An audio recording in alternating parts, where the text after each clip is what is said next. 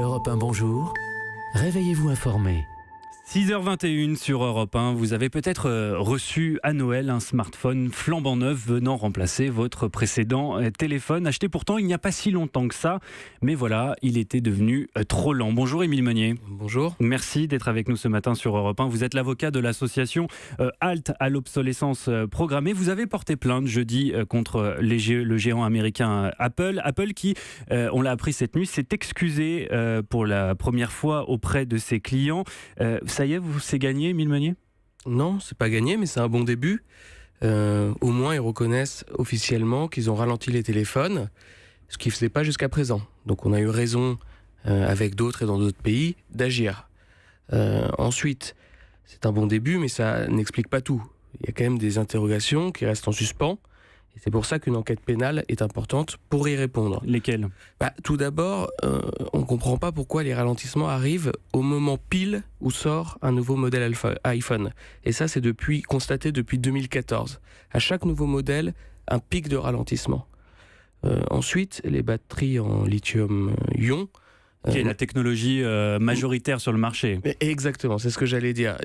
À ma connaissance, il n'y a pas que Apple qui l'utilise, mais à peu près tous les appareils, et même les voitures Tesla.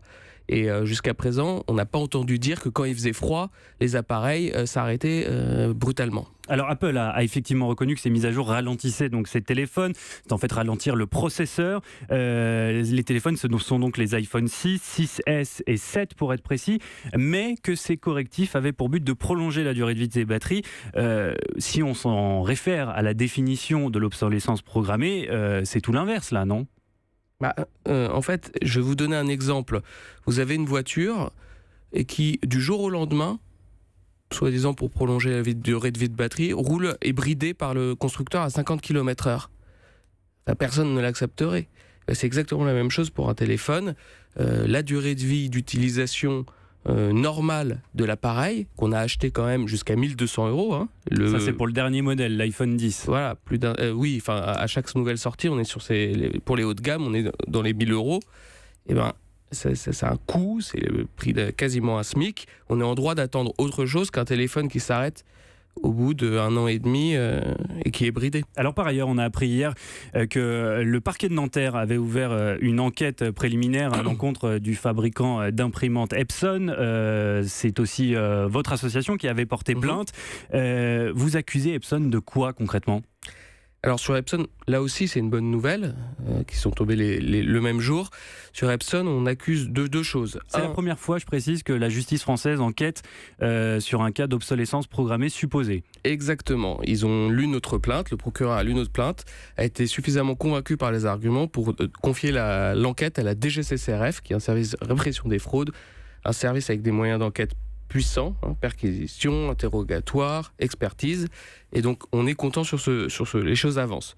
Qu'est-ce qu'on reproche à Epson ? En fait, deux choses, mais principalement, puisqu'on n'a pas énormément de temps, ce sont les cartouches. Il est indiqué que les cartouches sont vides, or quand on fait des tests, c'est-à-dire tout bêtement on ouvre la cartouche et on voit ce qu'il reste. Il reste de l'encre. Et il reste 40% d'encre sur certaines cartouches. Je suis venu avec des photos, je ne peux pas vous les montrer à l'antenne, mais c'est flagrant. Et quand on sait que l'encre, c'est plus de 2 000 € le litre, c'est-à-dire plus cher que le Chanel 5, ça pose quand même des questions. Les cartouches sont généralement quasiment aussi chères que les imprimantes en elles-mêmes, donc c'est pour cela, vous vous basez là-dessus pour dire qu'il y a présomption, supposition d'obsolescence programmée. Mais si on se réfère au texte qui a été mis en vigueur en 2015, je vous le lis, l'ensemble des techniques, je cite, par lesquelles un metteur sur le marché vise à réduire délibérément, le mot est important, la durée de vie d'un produit pour en augmenter le taux de remplacement. Émile Meunier, en lisant ça, on se dit que ça va être quand même très compliqué de prouver l'intentionnalité. Non, je ne suis pas du tout d'accord. Sans rentrer dans un débat de juriste, il y a l'intention et il y a le mobile.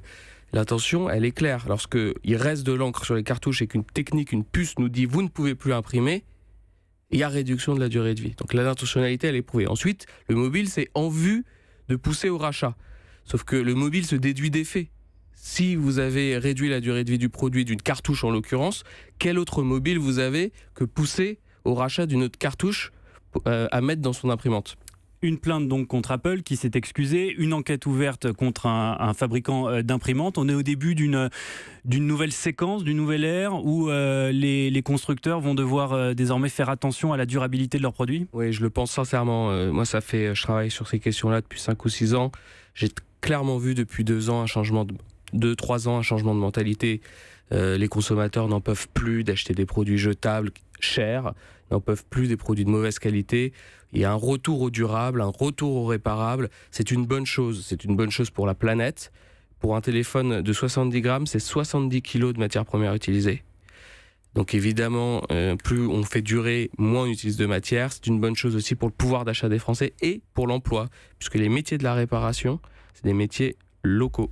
Et c'est difficile aujourd'hui de réparer ces types de produits C'est en tout France. le problème, c'est qu'il y a eu depuis 20 ans un mouvement vers on ne répare plus. Et Apple en est l'exemple, puisqu'on peut même plus ouvrir un Apple, on peut même pas changer la batterie.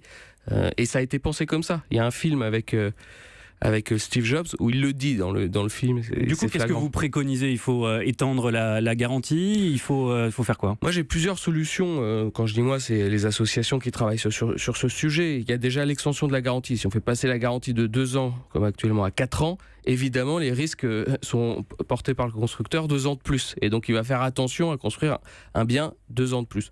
Il y a aussi, sur les mises à jour, quelque chose de très simple à mettre en place. Ça s'appelle la réversibilité. Quand vous avez une mise à jour qui ne fonctionne pas, vous devez pouvoir revenir à la mise à jour antérieure, ce qui n'est pas le cas aujourd'hui. C'est des petites mesures toutes simples qui peuvent changer beaucoup de choses. Merci Émile Meunier d'avoir été notre invité. Merci de m'avoir invité. Je rappelle que vous êtes l'avocat de l'association Halte à l'obsolescence programmée, association qui a donc porté plainte contre les marques Apple et Epson. Une enquête est en cours donc concernant cette dernière. Europe 1.